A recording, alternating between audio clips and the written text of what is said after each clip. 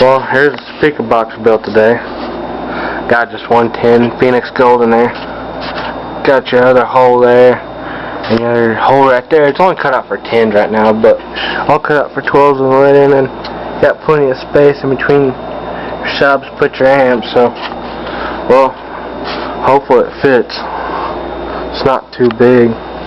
There's my hand, so maybe, hopefully it fits. But here's what it sounds like.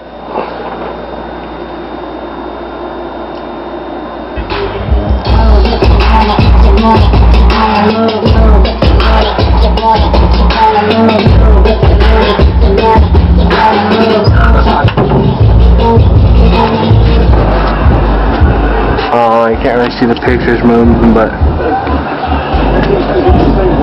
it's a pretty good deal. That moves.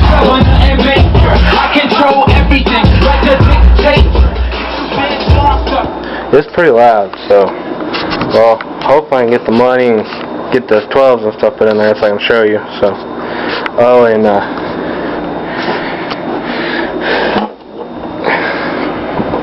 here's the amp, 1200 watt. Boss, 1200 watt. And it should fit perfectly right between them. So, well, hope you look at this and text back.